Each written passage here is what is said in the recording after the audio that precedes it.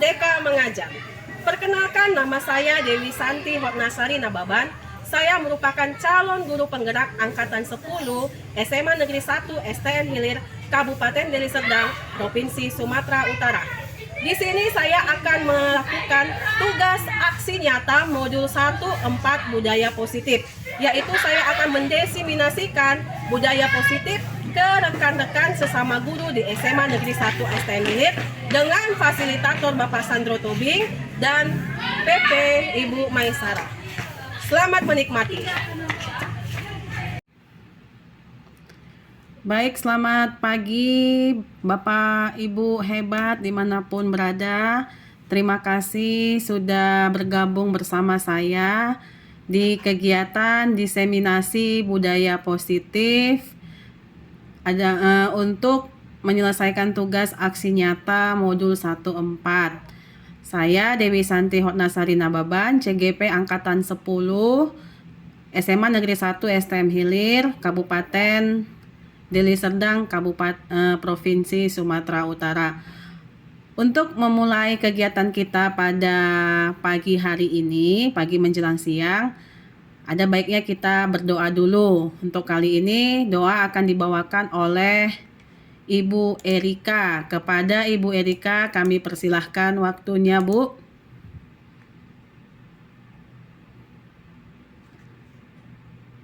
Terima kasih, Bu.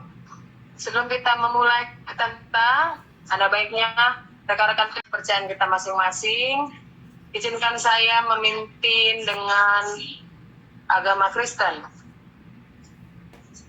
Berdoa dimulai. Terima kasih Bapak yang baik buat berkat Tuhan hari ini. Sebentar lagi kami akan memulai kegiatan kami. Kiranya Tuhan berkati, Tuhan yang lancarkan dari awal pertengahan hingga akhirnya. Demikian doa kami. Dalam nama Yesus kami berdoa. Amin. Amin. Terima kasih untuk Ibu Erika yang sudah membawakan doa. Ibu-ibu hebat, bagaimana kabarnya hari ini?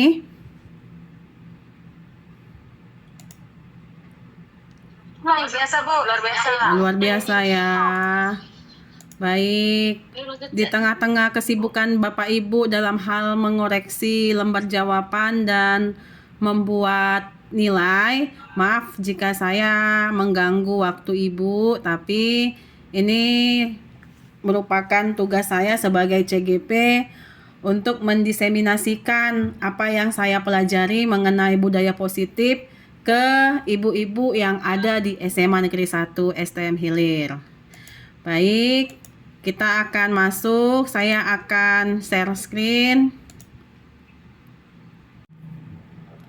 Baik, Bapak Ibu, sebelum kita memulai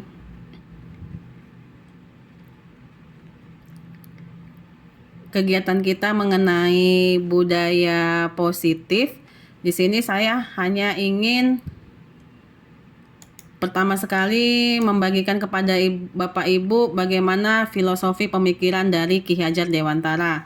Nah, pemikiran dari Ki Hajar Dewantara ini, pendidikan adalah menuntun segala kekuatan kodrat yang ada pada anak, baik itu kodrat alam dan kodrat zaman, agar mereka mencapai keselamatan dan kebahagiaan setinggi-tingginya.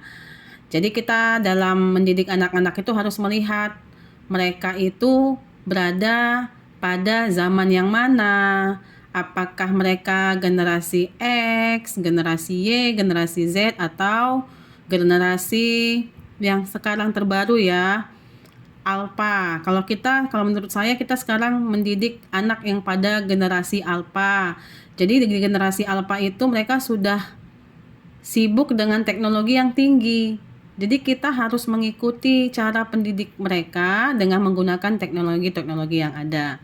Nah, berikutnya filosofi pemikiran Ki Hajar Dewantara, pendidikan menghamba pada murid. Apa ini? Pendidikan haruslah berpihak pada murid sesuai dengan minat, bakat, dan kemampuan anak. Kita tidak bisa lagi memaksa si anak ini bisa matematika, padahal dia mampu belajar bahasa Indonesia dan sebaliknya. Berikutnya, guru ibarat petani, sekolah ibarat lahan atau tanah, dan murid ibarat benih. Kita ini hanya bisa menuntun tumbuhnya benih dan merawatnya. Baik, selanjutnya budaya positif. Apa itu budaya positif? Budaya positif ini adalah budaya yang akan menimbulkan rasa aman dan nyaman pada murid dalam proses pembelajarannya. Jadi budaya positif juga dapat mendorong murid untuk berpikir, bertindak, dan mencapai dan mencipta sebagai proses memerdekakan dirinya sehingga murid lebih mandiri dan lebih bertanggung jawab. Nah, budaya positif ini ada 6 nanti yang akan kita pelajari di budaya positif ini ya. Yang pertama ini adalah mengenai disiplin positif dan nilai kebajikan universal. Berikutnya teori motivasi, hukuman, penghargaan, dan restitusi, keyakinan kelas, kebutuhan dasar manusia, posisi kontrol, dan segitiga restitusi. Kita akan membahas hari ini 6 topik ya, ibu-ibu. Sudah siap ya? Oke. Semua konsentrasi. Coba dulu. Ini pertanyaan pemantik ya. Saya bacakan ya. Anda dan teman Anda akan melakukan kegiatan cobalah buka. Anda adalah A. Misalnya ini ya, Bu Erliani. Jadi tugas Bu Erliani dia mengepalkan salah satu tangannya. Coba kepalkan, Bu. Oke. Ada yang di samping Ibu?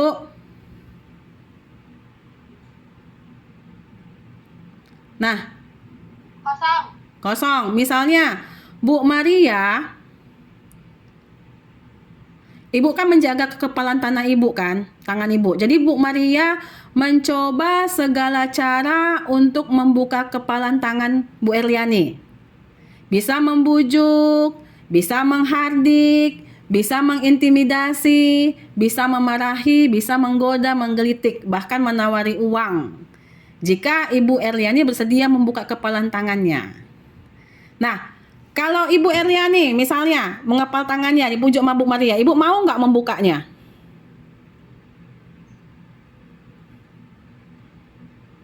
Bu Mar, pujuk dulu Bu Mar.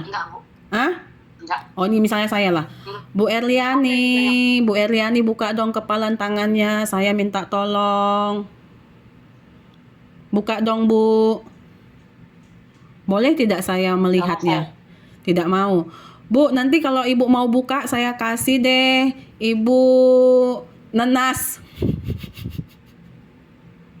Aku juga saya, Bu. Oh, atau gini Bu, nanti kalau Ibu buka tangan Ibu, nanti apa ya? Saya traktir Ibu makan ayam cingkrak. Oh, boleh lah. Oke, berarti Bu Erliani bersedia ya membuka tangannya. Nah, Bapak Ibu, kalau di sini siapa yang kontrol? Saya atau Ibu Erliani? Siapa yang memegang kendali kontrol untuk membuka tangan dan menutup kepalan tangan? Saya atau Ibu Erliani? Pastinya Ibu Erliani. Iya. Jadi karena dengan pujukan kita, dia bersedia membuka atau menutup kepalan tangannya. Nah, Dr. William Glasser dalam kontrol teori, dia mengatakan bahwa ilusi guru mengontrol murid. Pada dasarnya kita tidak dapat memaksakan murid untuk berbuat sesuatu. Jika murid tersebut memilih untuk tidak melakukannya. Jadi ilusi bahwa semua penguatan positif, efektif, dan bermanfaat. Dan yang terakhir bahwa orang dewasa memiliki hak untuk memaksa. Nah ini yang selama ini kita lakukan di siswa kita. Kita memaksa keinginan kita. Oke. Yang berikutnya disiplin. Disiplin sering dikatakan tata tertib, teratur, dan keteraturan atau peraturan. Disiplin diri dapat membuat seorang menggali potensinya menuju kepada sebuah tujuan, sesuatu yang dihargai dan bermakna. Dengan kata lain, disiplin diri juga mempelajari bagaimana cara kita mengontrol diri dan bagaimana menguasai diri untuk memilih tindakan yang mengacu pada nilai-nilai yang kita hargai. Baik, kita mau melihat nilai-nilai kebajikan. Yang pertama itu beriman, bertakwa kepada Tuhan Yang Maha Esa. Yang kedua itu mandiri, yang ketiga bernalar kritis, yang keempat berkebinekaan global, yang kelima bergotong royong, yang keenam kreatif. Kalau Bapak Ibu ingat, ini nilai kebajikan ini terdapat pada mana? Ayo, yang anggota komite pembelajar, nilai kebajikan yang 6 ini terdapat pada apa? Pelajar Pancasila, Bu. Iya. Pelajar Pancasila. Terima kasih Bu Risna, benar. Jadi nilai kebajikan ini ada pada dimensi-dimensi profil pelajar Pancasila. Ini yang mau kita kembangkan ke anak didik kita. Baik, motivasi perilaku manusia. Untuk menghindari ketidaknyamanan atau hukuman, apa yang akan terjadi? Biasanya orang memotivasi perilakunya supaya menghindari hukuman. Jadi dia bertanya, apa yang akan terjadi apabila saya tidak melakukannya? Kita setiap hari berusaha untuk tidak dihukum. Anak didik kita setiap hari berusaha untuk tidak dihukum. Apa motivasi mereka? Nah, ada motivasi yang pertama untuk mendapatkan imbalan atau penghargaan dari orang lain. Yang kedua, untuk menjadi orang yang mereka inginkan dan menghargai diri sendiri dengan nilai-nilai yang mereka percaya. Ingat ya, ada dua hal yang berbeda di sini. Motivasinya untuk mendapatkan imbalan atau penghargaan. Nah, yang kedua, untuk menjadi orang yang mereka inginkan dan menghargai diri sendiri dengan nilai-nilai yang mereka percaya. Lebih bagus motivasi yang pertama atau yang kedua menurut Bapak Ibu? Kedua. Yang kedua ya. Jadi kita iya. Kita berlaku berdisiplin positif, kita melaksanakan disiplin, kita bekerja dengan baik, bukan untuk mendapatkan imbalan atau penghargaan dari orang lain, tapi untuk menjadi orang yang kita inginkan dan menghargai diri sendiri serta membangkitkan nilai-nilai percaya diri kita. Jadi kita untuk meningkatkan kualitas diri kita, kita harus memotivasi diri kita melakukan disiplin positif. Nah, ini topik berikutnya, hukuman, konsekuensi, dan restitusi. Jadi kita harus mengetahui apa perbedaan dari hukuman, apa perbedaan dari konsekuensi, dan apa perbedaan dari restitusi. Ini ada kasus ya. Iva kurang menguasai pelajaran matematika, sehingga pada saat pelajaran tersebut berlangsung, dia lebih banyak berdiam diri atau menggambar di buku pelajarannya. Pada saat guru matematikanya Pak Seno menanyakan pertanyaan, Iva menjadi gugup dan tak sengaja menjatuhkan tasnya dari kursi, serta tiba-tiba menjadi gagap pada saat berupaya menjawab. Seluruh kelas pun tertawa melihat perilaku Iva yang bicara tergagap dan terkejut tersebut. Pak Seno pada saat itu membiarkan teman-teman Iva menertawakan Iva yang tergagap dan malu luar biasa. Dan malahan minta Iva untuk maju ke depan dan berdiri di depan kelas sambil menunjuk hidungnya. Karena tidak bisa menjawab pertanyaan Pak Seno. Kelas semakin gaduh dan anak-anak pun tertawa melihat Iva di depan kelas memegang ujung hidungnya. Nah, dari cerita di atas, apakah Anda setuju dengan tindakan Pak Seno terhadap Iva? Mengapa? Yang pertanyaan yang kedua, menurut Anda tindakan Pak Seno terhadap Iva adalah sebuah hukuman atau konsekuensi? Mengapa? Nah, ini tadi kasusnya. Saya kembalikan kasusnya ya. Nah, menurut Bapak Ibu, setuju tidak dengan perlakuan dari Bapak Seno? Bu, tidak setuju. Ya. Kenapa, Bu? Karena dengan memberikan hukuman seperti itu dan membuat malu dia, maka anak tersebut akan hilang percaya dirinya. Sehingga mungkin ke depannya dia bisa malas sekolah, bisa jadi penakut. Jadi menurut saya itu bukan hukuman yang tepat. Benar, Bu Vina. Jadi itu bukan hukuman yang tepat bagi Iva. Nah, jadi posisinya Bu Vina, menurut Ibu Vina, tindakan Pak Seno terhadap Iva ini sebuah hukuman atau konsekuensi? Hukuman. Hukuman Itu sebuah ya. hukuman. Hukuman ya. Karena kalau menurut saya konsekuensi itu kita sudah punya aturan main dulu, baru kita bisa menjudge seorang anak. Tapi kalau kita belum punya aturan main dengan si anak, kita langsung menjudge si anak itu tanpa ada kesepakatan terlebih dahulu, maka itu namanya hukuman. Oke, terima kasih Bu Vina. Baik, kita mau melihat apa itu hukuman, apa itu konsekuensi. Kita lihat perbedaannya ya. Nah, hukuman bersifat tidak terencana atau tiba-tiba. Jadi, anak atau murid tidak tahu apa yang akan terjadi dan tidak dilibatkan. Hukuman bersifat satu arah dari pihak guru yang memberikan, dan murid hanya menerima suatu hukuman tanpa melalui suatu kesepakatan atau pengarahan dari pihak guru, baik sebelum atau sesudahnya. Hukuman yang diberikan bisa berupa fisik maupun psikis. Murid yang disakiti oleh suatu perbuatan atau kata-kata. Ini contohnya misalnya nih ya, ini sering yang memberikan hukuman di sekolah kita ini ya, pasti ini ibu guru BK ini, Bu Maria, Bu Erliani. Ketika anak terlambat kan tidak ada kesepakatan awal. Kalau terlambat, apa hukuman yang diberikan? Langsung kan, terlambat, pergi, sapu sana, pergi, bersihkan kamar mandi. Kan dari awal tidak ada perjanjiannya. Nah, itu adalah hukuman. Kalau konsekuensi, sudah terencana atau sudah disepakati, sudah dibahas dan disetujui oleh murid dan guru. Umumnya bentuk-bentuk konsekuensi dibuat oleh pihak guru atau sekolah dan murid sudah mengetahui sebelumnya konsekuensi yang akan diterima bila ada pelanggaran. Pada konsekuensi, murid tetap dibuat tidak nyaman untuk jangka waktu yang pendek.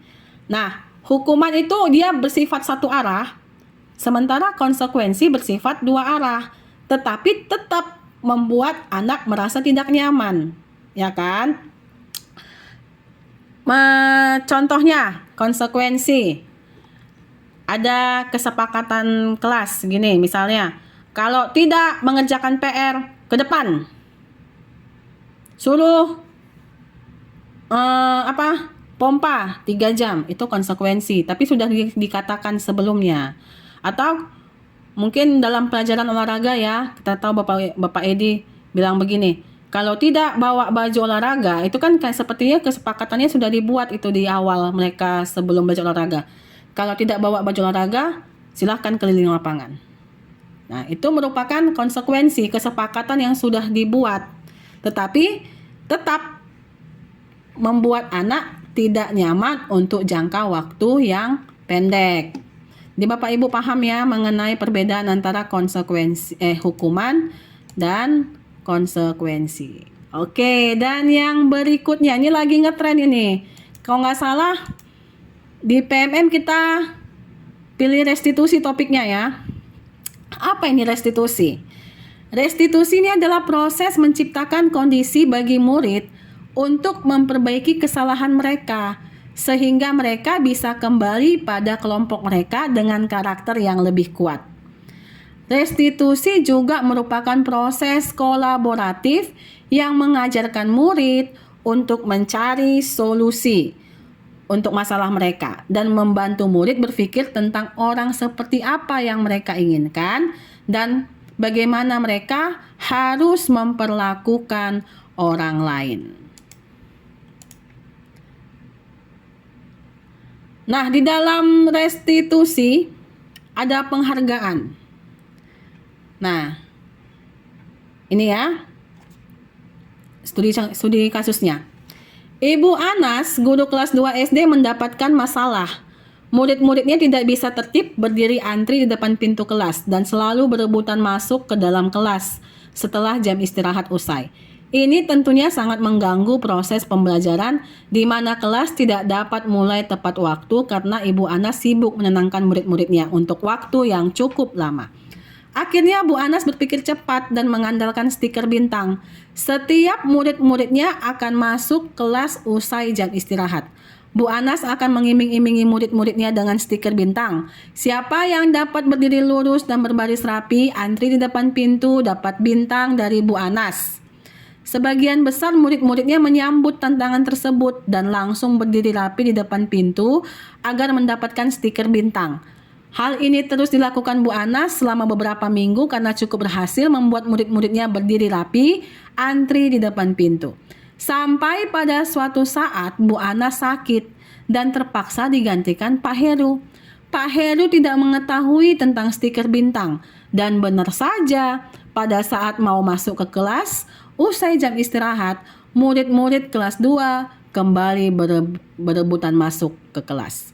Nah, di sini apa yang terjadi dan mengapa?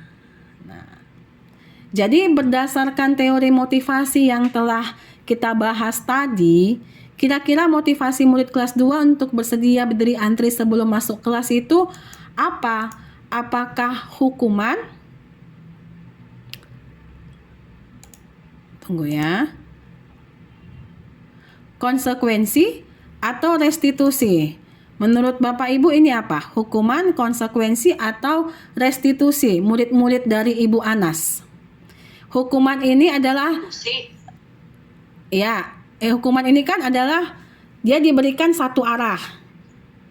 Konsekuensi sudah ada kesepakatan. Kesepakatan jika si anak melanggar atau jika dia berbuat baik, dia akan mendapatkan penghargaan. Tapi restitusi bagaimana supaya kita membangun budaya positif dari si anak. Dia melakukannya dengan hati, tidak melihat karena itu ada hukuman atau ada penghargaan. Jadi menurut Bapak Ibu ini, Ibu Anas ini hukuman, terus restitusi atau konsekuensi?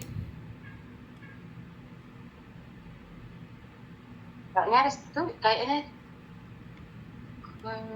konsekuensi karena kesepakatan awal. Iya, benar Bu Erliani.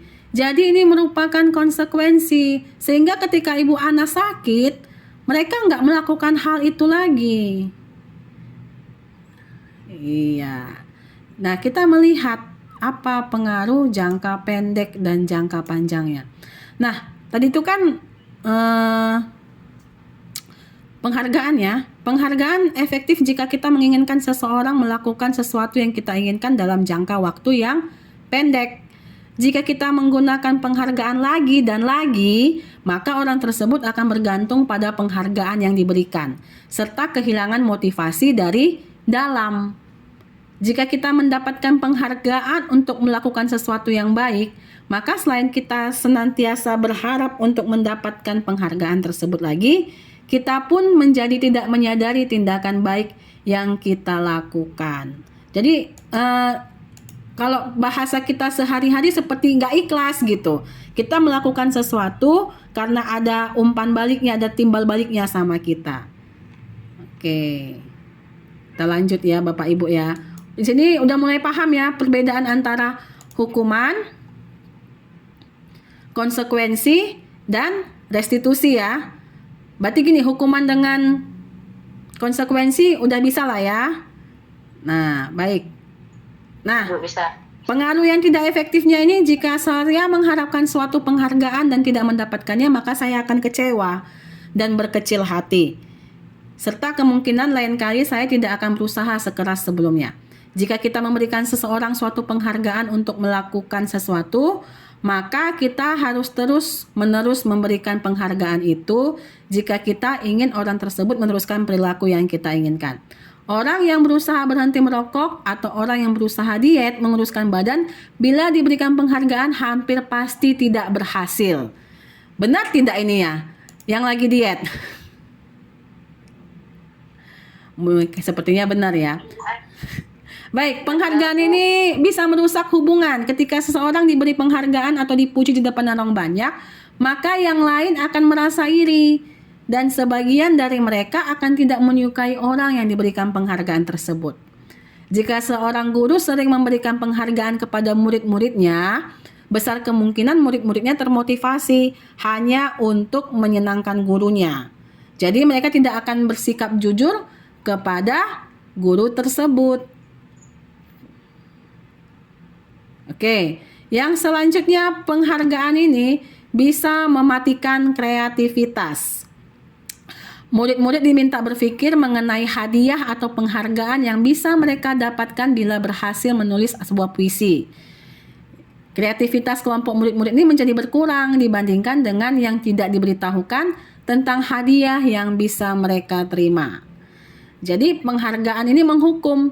Memberikan penghargaan dan hukuman adalah hal yang sama karena keduanya mencoba mengendalikan perilaku seseorang. Karena orang pada dasarnya tidak suka dikendalikan dalam jangka waktu yang lama. Penghargaan akan terlihat sebagai sebuah hukuman.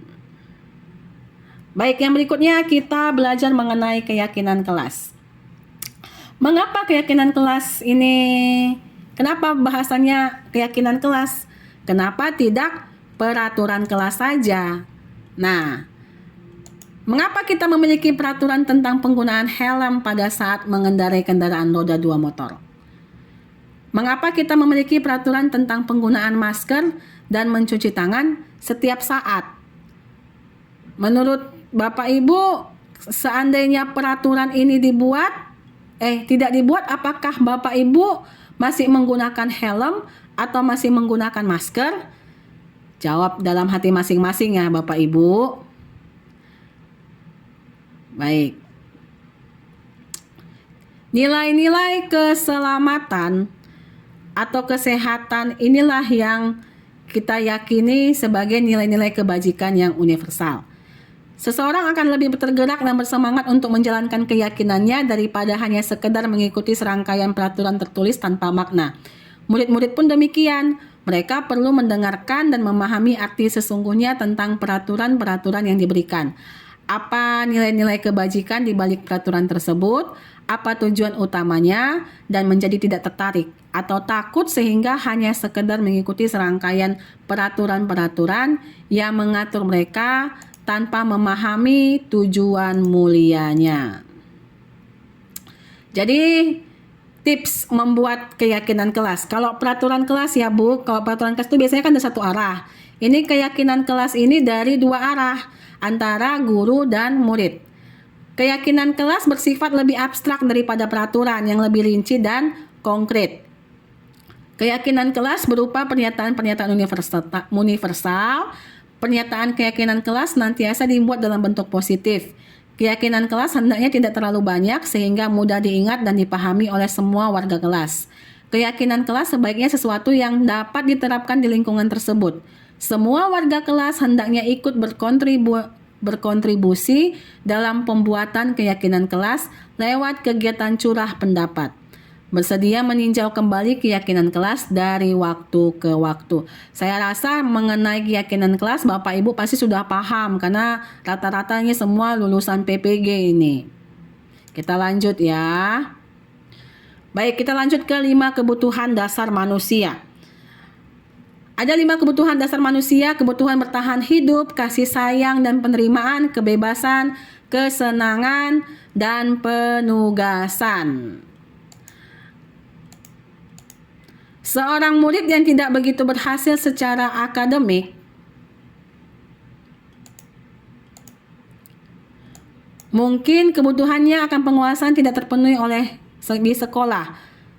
Oleh karena itu, mungkin dia akan mencoba untuk memenuhi kebutuhan dasarnya akan penguasaan dengan mencoba mengatur orang lain di lapangan bermain atau bahkan menyakiti mereka secara fisik. Sebagai guru, kita dapat melibatkan dalam kegiatan yang memberi peluang murid tersebut membuat pencapaian yang berarti. Nah, seorang yang tidak merasa diterima oleh teman-temannya, kebutuhannya akan kasih sayang dan rasa diterima tidak terpenuhi. Oleh karena itu, dia mungkin akan memiliki satu teman dan memisahkan diri yang lain.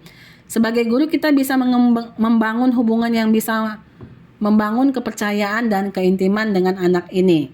Jadi mungkin kita sering melihat anak-anak kita yang kurang perhatian, itu pasti penyebabnya dari konsekuensi yang diterima mereka, baik itu dari lingkungan sekolah ataupun dari lingkungan rumah. Nah, kita masuk ke 5 posisi kontrol. Ada 5 posisi kontrol ya Bapak Ibu. Penghukum, pembuat merasa bersalah, teman, pemantau, atau manajer. Oke, kita satu-satu melihat ya. Apa itu penghukum? Seorang penghukum bisa menggunakan hukuman fisik maupun verbal. Orang-orang yang menjalankan posisi penghukum senantiasa mengatakan bahwa sekolah memerlukan sistem atau alat yang dapat lebih menekan murid-murid lebih dalam lagi. Guru-guru yang menerapkan posisi penghukum akan berkata, "Patuhi aturan saya atau awas. Kamu selalu saja salah. Selalu, pasti selalu yang terakhir selesai." Guru seperti ini senantiasa percaya hanya ada satu cara agar pembelajaran bisa berhasil, yaitu cara dari guru tersebut. Nah, itu adalah posisi penghukum. Saya yakin Bapak Ibu, bahkan saya pun sebelum mempelajari modul ini, saya merupakan tipe orang yang penghukum. Saya menilai keberhasilan itu dari cara saya. Si murid berhasil itu kalau sesuai dengan cara saya. Nah, contohnya nih, terlambat lagi, pasti terlambat lagi, selalu datang terlambat. Kapan kamu tepat waktu? Nah, jadi kalau Bapak Ibu coba dulu memposisikan di sebagai siswa yang dikatakan demikian. Bagaimana perasaan murid bila guru berbicara seperti itu pada saat muridnya datang terlambat? Nah, kemungkinan murid marah dan mendendam atau bersifat agresif. Bisa jadi sesudah kembali duduk, murid tersebut akan mencoret-coret bukunya atau meja tulisnya. Lebih buruk lagi sepulang sekolah, murid melihat motor atau mobil Bapak Ibu guru dan akan menggores kendaraan tersebut dengan paku. Nah, itu adalah tadi penghukum ya Bapak Ibu. Nah, yang berikutnya pembuat merasa bersalah. Pada posisi ini biasanya guru akan bersuara lebih lembut. Pembuat rasa bersalah akan menggunakan keheningan yang membuat orang lain merasa lebih tidak nyaman atau bersalah atau rendah diri. Kata-kata yang keluar dengan lembut akan seperti, "Ibu sangat kecewa sekali dengan kamu. Berapa kali Bapak harus memberitahu kamu ya? Gimana coba kalau orang tua kamu tahu kamu berbuat begini?" Nah, di posisi ini murid akan memiliki penilaian diri yang buruk tentang diri mereka. Murid merasa tidak berharga dan telah mengecewakan orang-orang yang disayanginya. Contoh ini pembuat merasa bersalah. Nih ya. "Adik kamu ini bagaimana ya? Kamu sudah berjanji dengan ibu tidak akan terlambat lagi. Kenapa ya sekarang kamu sedang mengecewakan ibu? Ibu benar-benar kecewa sekali." Bagaimana perasaan murid dari tegur seperti cara ini? Hasilnya murid akan merasa bersalah telah mengecewakan ibu atau bapak gurunya. Murid akan merasa menjadi orang yang gagal dan tidak sanggup membahagiakan orang lain. Kadangkala sikap seperti ini lebih berbahaya dari sikap penghukum, karena emosi akan tertanam rapat di dalam. Murid menahan perasaan tidak seperti murid dengan guru penghukum, di mana murid bisa menumpahkan amarahnya walaupun dengan cara negatif. Murid tertekan seperti inilah yang tiba-tiba bisa meletus amarahnya dan bisa menyakiti dirinya sendiri ataupun orang lain. Lanjut. Nah, posisi yang ketiga adalah teman. Teman ini adalah guru pada posisi ini tidak akan menyakiti murid, namun akan tetap berupaya mengontrol murid melalui persuasi. Posisi teman pada guru bisa negatif ataupun positif. Positif di sini berupa hubungan yang baik terjalin antara guru dan murid. Guru di posisi teman menggunakan hubungan baik dan humor untuk mempengaruhi seseorang. Mereka akan berkata, "Ayo bantulah demi Bapak ya. Ayo ingat tidak bantuan Bapak selama ini. Ya sudah, kali ini tidak apa-apa, nanti Ibu bantu bereskan." Hasil negatif dari posisi teman adalah bila suatu saat guru tersebut tidak membantu, maka murid akan kecewa dan berkata, "Saya pikir Bapak Ibu teman saya." Murid merasa dikecewakan dan tidak mau berusaha atau melakukan kepada guru tindakan tertentu. Jadi murid akan tergantung pada guru tersebut.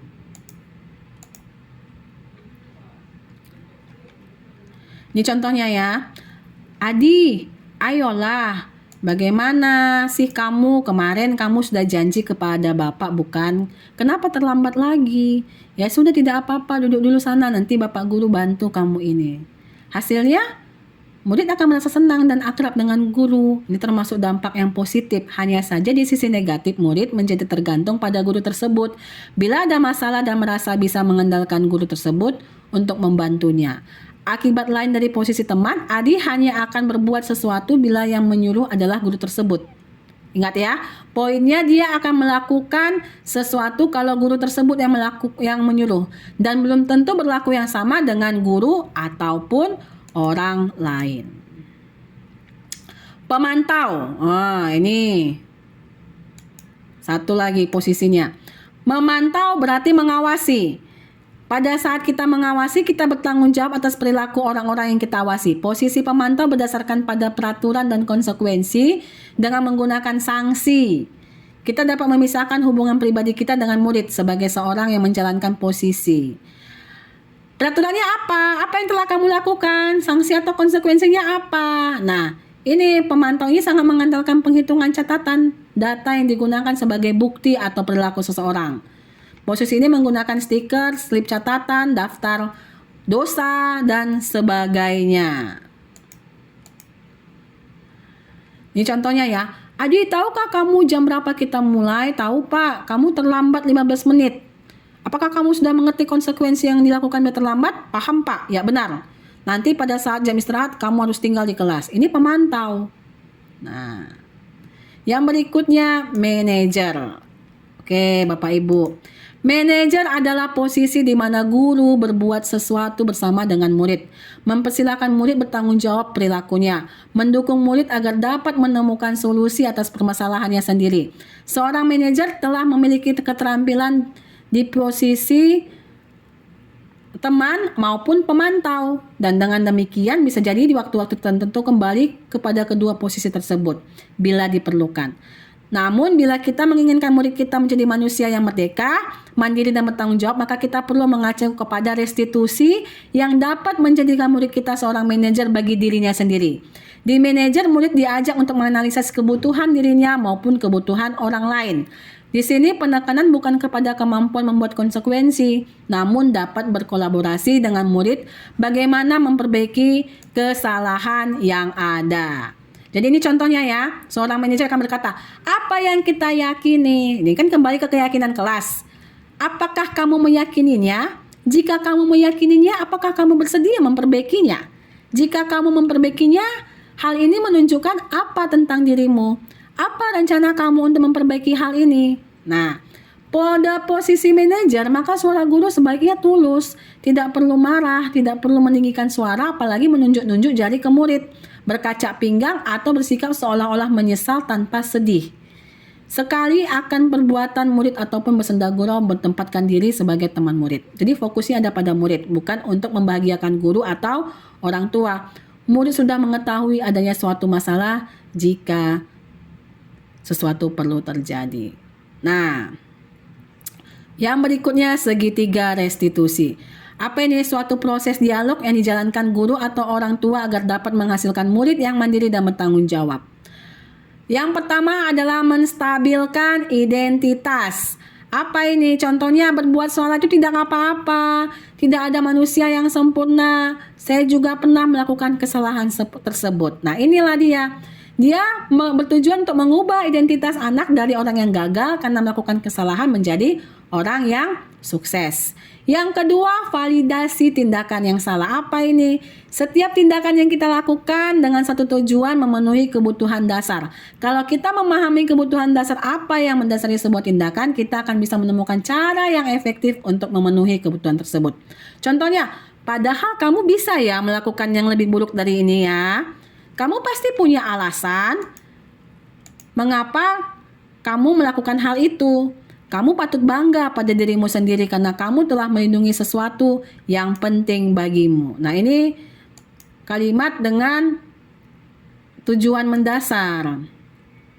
Nah, yang berikutnya menanyakan keyakinan. Teori ini menyatakan bahwa kita pada dasarnya termotivasi secara internal ketika identitas sukses telah tercapai. Nah, Yang pertama, tingkah laku yang salah telah divalidasi. Langkah kedua, maka anak akan siap untuk dihubungkan dengan nilai-nilai yang dia percaya dan berpindah menjadi orang yang dia inginkan. Contoh pertanyaannya, apa yang kita percaya sebagai kelas atau keluarga? Apa nilai umum yang kita telah sepakati? Apa bayangan kita tentang kelas yang ideal? Kamu mau jadi orang seperti apa? Nah, inilah segitiga restitusi. Jadi dalam memberikan konsekuensi, dalam memberikan hubungan kita dengan anak-anak, Bapak Ibu, kita harus memahami segitiga restitusi. Kita harus memberikan restitusi, bukan hukuman atau konsekuensi. Ada 3 tindakan, ada validasi tindakan yang salah, menstabilkan identitas, dan menanyakan keyakinan. Jadi Bapak Ibu, karena waktunya sudah mau habis, saya yakin ini topik yang sudah Bapak Ibu bahas dan Bapak Ibu pahami. Mudah-mudahan dari topik yang saya bagikan pada hari ini bisa lebih mencerahkan Bapak Ibu sekalian. Atau ada lagi pertanyaan yang lain Bapak Ibu? Ada lagi yang kira-kira kurang memahami? Sepertinya tidak ada ya. Baik, terima kasih Bapak Ibu atas kebersamaan kita selama lebih kurang 45 menit. Untuk mengakhiri ini, boleh satu orang yang berdoa? Bu Epa?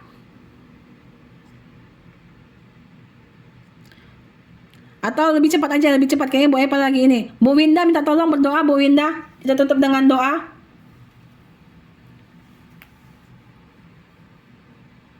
Ya Bu Dew. Oke, berdoa ya Bu. Baik, sebelum kita mengakhiri kegiatan ini, mari kita bersatu di dalam doa. Saya bawakan dari agama Kristen. Mari kita berdoa. Terima kasih Tuhan berkat siang hari ini. Terima kasih kegiatan Tuhan, kegiatan kami telah selesai Tuhan. Kiranya melalui kegiatan ini kami mendapatkan ilmu yang diberikan oleh Bu Dewi. Kiranya kami bisa pakaikan untuk kebenaran kami dalam kerja. Terima kasih Tuhan. Kegiatan ini Amin. Amin. Terima kasih Bu Winda. Terima kasih Bapak Ibu guru hebat dimanapun berada. Mudah-mudahan setelah mendapatkan topik mengenai disiplin positif bisa mencerahkan ilmu-ilmu Bapak Ibu sekalian. Saya pamit, mohon undur diri. Sampai ketemu di pertemuan berikutnya. Terima kasih. Selamat pagi Sarmai. Selamat pagi, Bu. Ibu dengar dari ketua kelas kamu habis berantem dengan Angel ya? Harusnya sama bisa. Karena Angel terus-menerus mencontek pekerjaan saya. Bukan hanya PR, tapi tugas-tugas juga selalu dicontek oleh Angel. Wajar sih memang kalau kamu marah. Seandainya ibu di posisi demikian, mungkin ibu juga marah. Jadi apa yang kamu lakukan terhadap Angel? Saya marah-marah, Bu. Saya juga memaki-maki Angel. Dan tanpa sadar saya memukul meja Angel. Oh, begitu. Pasti kamu berbuat begitu ada alasannya. Iyalah Bu, masa saya diam aja? Saya kan sudah bersusah payah mengerjakan soal, tetapi Angel hanya mencontek dan tidak mau berusaha. Ya, ibu paham. Tapi begini, sekarang coba kita pikirkan tindakan kamu sampai memukul meja, apakah sesuai dengan keyakinan yang sudah kita buat di kelas? Tidak, Bu. Menurut kamu, keyakinan kelas apa yang sudah kita langgar? Tidak menghargai teman sekolah saya. Jadi menurut kamu pentingkah menghargai teman sekelas? Penting, Bu. Jadi, kalau menurut kamu itu penting, keyakinan apa yang harus kamu lakukan pada saat kamu sedang marah? Lebih bersabar, Bu. Jadi kamu bersedia memperbaiki masalah ini? Bersedia. Apa yang akan kamu lakukan untuk memperbaiki kesalahanmu? Saya akan lebih bersabar dan dapat mengontrol emosi saya. Jika ada teman yang mencontek, saya akan melaporkannya kepada wali kelas ataupun guru mata pelajaran. sekali tindakan kamu sama. Ibu harap tindakan yang kamu katakan hari ini bisa kamu lakukan ke depannya. Tetap semangat di kelasnya. Baik, silakan kembali ke kelas. Terima kasih ya Bu. Selamat pagi Santa. Selamat pagi Bu. Tadi ibu dengar dari guru piket, Santa sudah sering terlambat sekolah.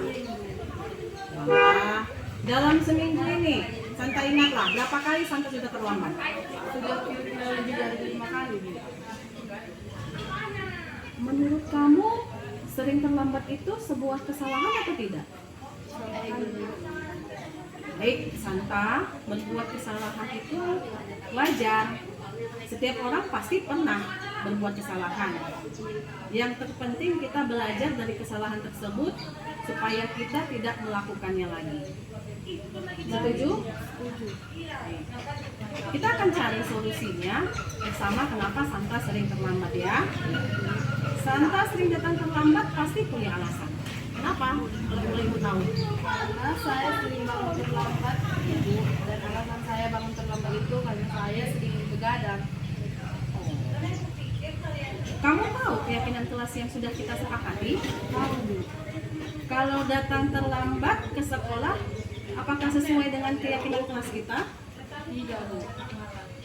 Jadi, menurut kamu keyakinan kelas apa yang sudah kamu langgar? Keyakinan kelas tentang berdisiplin Bu.